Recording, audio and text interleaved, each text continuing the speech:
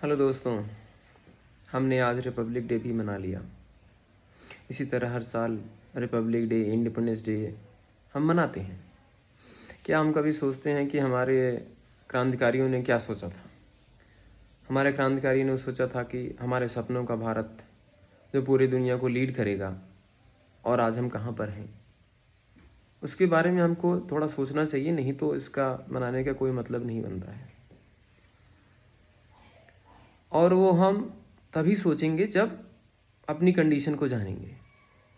जैसे हमें कोई जॉब लेनी होती है तो उसके लिए स्किल की रिक्वायरमेंट होती है, वैसे ही भारत को डेवलप्ड नेशन में आने के लिए कुछ स्किल की रिक्वायरमेंट है। वो स्किल क्या है? वो स्किल ये है कि हम टेक्नोलॉजी में आगे हों, हम स्वच्छता में आगे हों, तभी तो हम डेवलप्ड नेशन में आएंगे। हमारा SDI ऊपर हो, ह्यूमन डेवलपमेंट इंडेक्स। केवल GDP से और केवल इकोनॉमी 4 ट्रिलियन या 5 ट्रिलियन होने से नहीं होता है। वो ह्यूमन पर कैपिटा क्या है, हर व्यक्ति की आय क्या है, उससे होता है। अभी हमारी ह्यूमन पर कैपिटा आय में हम जो है अफ्रीकन देशों से भी पीछे हैं। ये आपको पता होना चाहिए, आप गूगल करके देख लीजिए। तो प्रॉब्लम क्या है कि हमको शुद्ध हवा नहीं मिल रही है, शुद्ध पानी नहीं मिल रहा है, और बाहर की चीज़ें हम पैसा देते हैं, कुछ भी हमें शुद्ध नहीं मिल रहा है। बाहर की चीज़ें खाने लायक नहीं है, जबकि बहुत सारी कंट्रीज़ में आप बाहर की चीज़ें खा सकते हैं, क्योंकि गवर्नमेंट से उसको ध्यान देती हैं, हेल्थ के लिए कोई इशू नहीं होता है। तो प्रॉब्लम क्या है हमारे देश में कि जो हम आज 77th रिपब्लिक डे मनाने के बाद भी आगे नहीं जा रहे हैं। 2014 में हमने कांग्रेस को हटाया था ये सोच करके कि मोदी जी आएंगे या BJP आएगी तो कुछ अच्छा करेगी, लेकिन इतने सालों में क्या हुआ? इतने सालों में अगर हम देखें तो डेवलपमेंट के नाम पे कुछ भी नहीं हुआ है। तो फिर हम कर क्या रहे हैं? अगर हम कुछ साउथ इंडिया या कुछ प्लेसेस को छोड़ करके देखें तो हवा भी सांस लेने लायक नहीं है, और वो भी हवा ख़राब हो जाएगी कुछ ही सालों में अगर ऐसा ही चलता रहा तो ये सीरियस कंसर्न है देश के लिए। लोग देश छोड़ के जा रहे हैं। क्यों जा रहे हैं? इसीलिए जब लोग जा रहे हैं क्योंकि उनके पास काबिलियत है कुछ, जो और देश उनको यूज़ करके अपनी इकोनॉमी को बढ़ा रहे हैं। वो बाहर जा रहे हैं कम से कम अपने बच्चों को अच्छी हवा, अच्छा खाना और अच्छी लाइफ देने के लिए। बिल्कुल वो डिज़र्व करते हैं, क्योंकि उनको अपने देश में कोई होप नहीं बचा है। अब आप इस सोच में अगर हैं कि हमारा देश बहुत अच्छा है, तो ऐसा नहीं है। पहले हमको रियलिटी को एक्नॉलेज करना पड़ेगा, बिना उसके तो कुछ नहीं होने वाला है। हमारा देश महान इसलिए बोला जाता है क्योंकि उसकी खोज में, उसके क्रांतिकारियों की खोज में ये था देश के लिए समर्पण, देश के लिए प्यार, इसलिए महान बोला जाता था। लेकिन हमारे जो कर्म हैं वो बहुत ही घटिया हैं। हमारा सिविक सेंस, हमारा सेल्फिश नेचर, ये सेल्फिश नेचर की जब तक हमारे पे नहीं आ रहा है तब तक हम क्यों बोलें, हम पॉलिटिक्स क्यों करें? जबकि पॉलिटिक्स ही सब कुछ डिसाइड करती है कि हमारा खाना कैसा होगा, हमारी हवा कैसी होगी, हमारी प्रकृति कैसा होगा। हमारा हिंदू धर्म ही हमें खुद सिखाता है कि प्रकृति की रक्षा करना। लेकिन चाहे BJP हो या कांग्रेस हो, लास्ट 5 से 6 सालों में या 10 सालों में इंडिया सेकंड नंबर का सबसे ज़्यादा जो है जो ट्री फेलिंग में सेकंड नंबर पर है। इसके पीछे का कारण क्या है? क्या हम अपने हिंदू धर्म को फॉलो कर रहे हैं? बिल्कुल नहीं कर रहे हैं, क्योंकि हिंदू धर्म मतलब कि प्रकृति से जुड़ाव, प्रकृति से लगाव, वही हमारा भगवान है। अगर हम उसके लिए नहीं कर सकते हैं तो फिर हम क्या कर रहे हैं? प्रकृति नहीं रहेगी तो देश कहाँ से रहेगा? प्रकृति को पूंजीपतियों के हाथ में दे करके पैसा लूटा जा रहा है। तो हम आज कहाँ स्टैंड कर रहे हैं? प्रॉब्लम फिर क्या है? प्रॉब्लम केवल एक है कि हम डर में जी रहे हैं। हमको डराया गया है झूठ के नाम पे, झूठे ही हमें डराया गया है कि अगर ये सत्ता नहीं रहेगी, ये बीजेपी सरकार नहीं रहेगी तो जो है मुस्लिमों का दबदबा हो जाएगा, ये हो जाएगा, वो हो जाएगा। मैं इस बात को बिल्कुल मानता हूँ कि कांग्रेस भी जो है अपने वोट बैंक के लिए मुस्लिमों का साथ देती है और बीजेपी अपने वोट बैंक के लिए हिंदुओं का साथ देती है। तो हमें सबसे पहले यह रोकना होगा, क्योंकि ये दोनों लोग क्या कर रहे हैं। आपको अगर लग रहा होगा कि मोदी जी या बीजेपी जो है हिंदुओं की बहुत बड़ी समर्थक है, तो आपकी जानकारी के लिए मैं बता दूं कि इंडिया बीफ एक्सपोर्टर में सेकंड नंबर पर है। पहले ये नहीं था, कांग्रेस के शासन में ये नहीं था, जब से बीजेपी आई तभी ये हुआ। गाय को हम हिंदुओं में बहुत बड़ा दर्जा देते हैं क्योंकि हम पशुओं को प्यार करते हैं, लेकिन अभी यूपी में एक रिपोर्टर रिपोर्टिंग कर रहा था, उस पर यही बीफ एक्सपोर्ट और गौ हत्या पर जो फैक्ट्री लगी हुई है उस पर जो है देशद्रोह का मुकदमा लगा दिया गया, सच्चाई बाहर लाने के नाते, नहीं तो उनका भंडाफोड़ हो जाता। किसी भी कंट्री में बाहर के चले जाइए, आपको इंडिया का बीफ मिलेगा। तो किस बात का राजनीति वाले हिंदू कर रहे हैं? वो केवल तुम्हारा वोट लेना चाहते हैं,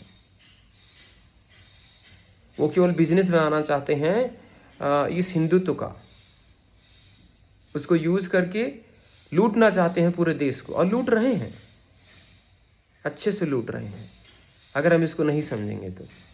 और सेम चीज़ कांग्रेस करती है, वोट लेने के लिए मुस्लिमों का जो है पक्ष पकड़ती है, और जबकि काम कुछ नहीं करेंगे, ना ये करेंगे हिंदुओं का, ना वो करेंगे मुस्लिमों का। उनको क्योंकि वोट फ्री में मिल रहा है साथ देने के लिए, पक्ष लेने के लिए। इसी के चक्कर में देश का कितना बेड़ा गर्क हो रहा है, आप ये समझिए।